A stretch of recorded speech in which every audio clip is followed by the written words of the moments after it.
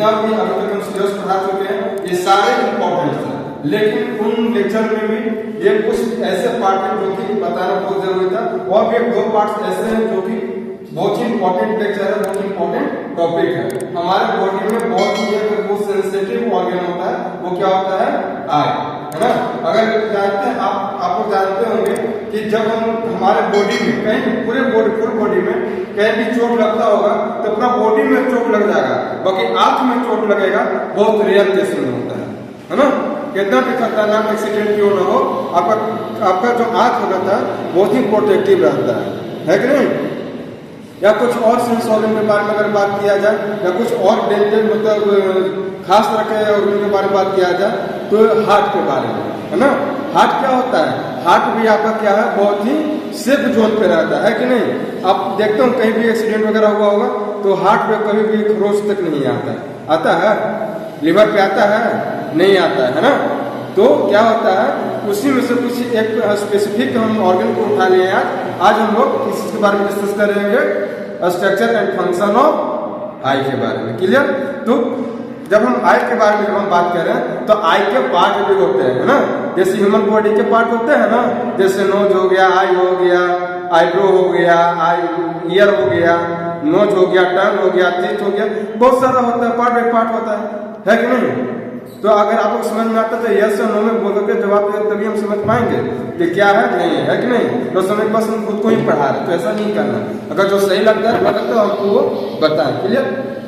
तो आज हम लोग अभी स्ट्रक्चर के बारे में बात करेंगे, उसके बाद हम लोग जाकर के फंक्शन के बारे में बात करेंगे। क्लियर। तो चलिए हम लोग देखते हैं स्ट्रक्चर ऑफ आई, है ना। क्योंकि स्ट्रक्चर के जो आई होते हैं उसमें भी बहुत सारे पार्ट होते हैं। तो फर्स्ट पार्ट के बारे में बात करते हैं हम लोग, कॉर्निया। तो कॉर्निया क्या बोल रहा है कि the transparent outer layer of the eye, है ना। जो कॉर्निया होता है वो क्या होता है, ट्रांसपेरेंट होता है ना, और वो आंख के बाहरी परत में होता है, जो कि क्या करता है, अलाउ करता है लाइट इंटर करने में वो मदद करता है ना, वो परमिशन देता है कॉर्निया कि हमारे मदद से तुम आंख में लाइट को प्रवेश करो। समझ में आ रहा है, कोई दिक्कत नहीं। अगर यहाँ थोड़ा सा भी दिक्कत होगा तो आप उनको बताइएगा, है ना। अगर वो एक वर्ड में अगर कहीं दिक्कत हो रहा है, समझ में नहीं आ रहा तो हम उसको भी बताएंगे, है ना। क्योंकि मेरा मकसद है कि हर बच्चा हर कोई सीखे, कोई एक स्पेसिफिक हम पर्सन नहीं पढ़ा रहे। और जितने भी पूरे इन्वायरमेंट में जो इसी से मेडिकल लाइन से जुड़े हुए हैं, इस चीज के बारे में जानकारी होना चाहिए, आपके बारे में जानकारी होना चाहिए, है ना। तो धीरे धीरे हम जब बताते रहेंगे टॉपिक तो बहुत सारी चीज आपको क्लियर होते जाए, है ना। उसके बाद हम बात करते हैं आइरिस के बारे में बात करते हैं, ठीक है। तो बोल रहा है आइरिस क्या बोल रहा है, the colour part of the eye, जो हमारे आंख के जो कलर पार्ट क्या रहता है उसे क्या बोलते हैं, आइरिस, है ना। वो क्या करता है, control the amount of light entering the I bye adjusting the size of the people.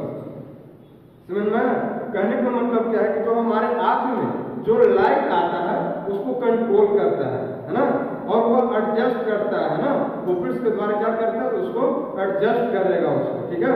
जैसे कि अगर वो एडजस्ट क्यों करेगा, तो अचानक अभी अंधेरा में भी जाएंगे, रोशनी में जाएंगे, तेज धूप में जाएंगे, तो क्या होता है जब आंख बंद के अचानक कहाँ चले गए हम लोग, रोशनी तेज लाइट में चले गए तो क्या धुंधलापन दिखाई देने लगता है कि नहीं। तो जब धुंधलापन नजर आने लगता है तो कुछ नजर नहीं आएगा हमको, ठीक है।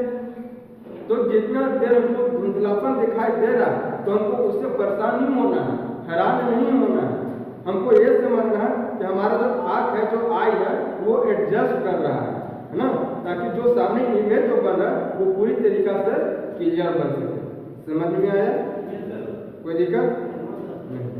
चलिए अगला बारे में पुपिल्स के बारे में बात करेंगे, है ना।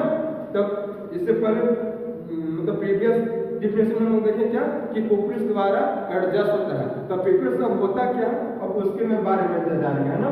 तो बोल रहा है कि the opening in the centre of the iris, iris के बिल्कुल क्या चीज में होता है, बिल्कुल सेंटर में होता है, बिल्कुल बीचों बीच होता है ना, जो कि क्या करता है, आंख में लाइट आने के लिए अलाउ करता है, वो अपना परमिशन देता है कि हमारे आंख में आप इंटर करिए। अगर आइरिस का पिपुल्स अगर वर्किंग अच्छा से नहीं करेगा तो आपको दिखाई ना देगा। समझ में आया, बोलिए। उसके बाद हम लोग लेंस के बारे में बात करते हैं। तो लेंस क्या है? इससे इधर देखिए, बोर्ड पे ध्यान दीजिए, कॉपी पे देखने से ज्यादा अच्छा है कि बोर्ड पे ध्यान दीजिए, कंसंट्रेशन बना के रखें, है ना। उससे क्या होगा कि हमको पूरा कंसंट्रेट में देखें तो पूरा ध्यान आएगा और हम उसके बारे में अच्छा से जान पाएंगे, है ना। क्योंकि कॉपी में देखने से अच्छा टीचर के बातों को सुने। क्लियर? तो लेंस के बारे में क्या है, वो क्लियरिटी करता है, जो सामने आपके इमेज जो बनते हैं, है ना, उसको क्लियरिटी रखते हैं, फ्लेक्सिबल रखते हैं।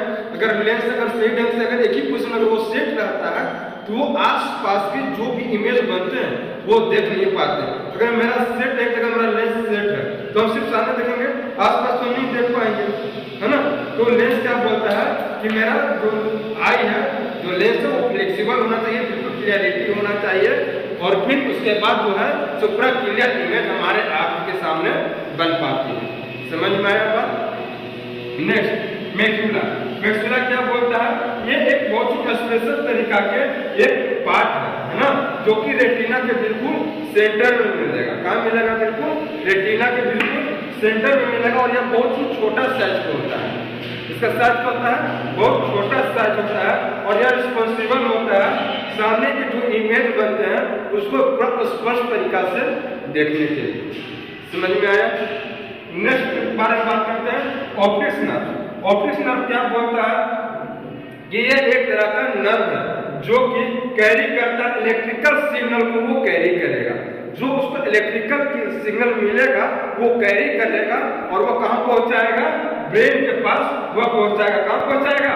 बिल्कुल ब्रेन के पास पहुंचाएगा, और फिर वह क्या करेगा?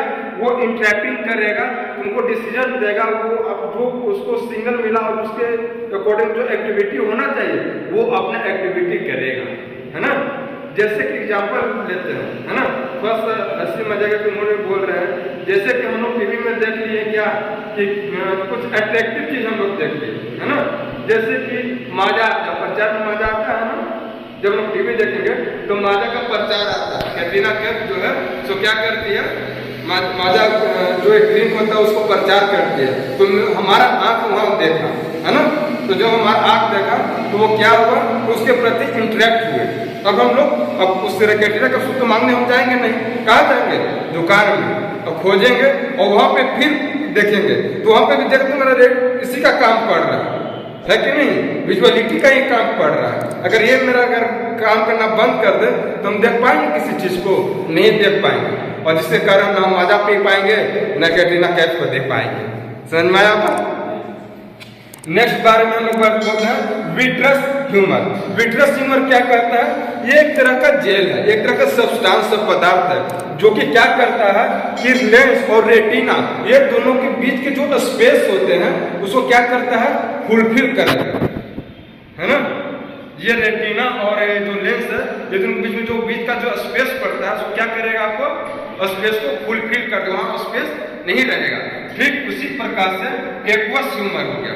एक्वस ह्यूमर एक तरह का पानी है ना, आंसू वगैरह होता है ना, आंसू पानी आता है, कुछ आंख में पड़ जाता है या कहीं बाइक चलाते हैं रात में तो आंख में से आंसू आता है ना, तो उसी तरह के पानी एक तरह का पदार्थ है जो कि कहाँ हमारा प्रेजेंट करता है?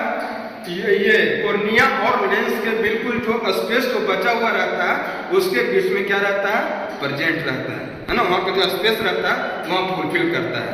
किसी को क्वेश्चन है तो पूछ सकते हैं, है डाउट? अगर किसी को डाउट नहीं है, अगर किसी का डाउट है या कुछ क्वेश्चन पूछना चाहते हैं तो कमेंट बॉक्स में आकर के आप लोग पूछें, प्रयास करेंगे तो आपके डाउट को पूरा 100% क्लियर करेंगे। ठीक है, आगे हम लोग देखेंगे फंक्शन के बारे में। ठीक है, देखिए आगे हम लोग फंक्शन के बारे में बात करते हैं।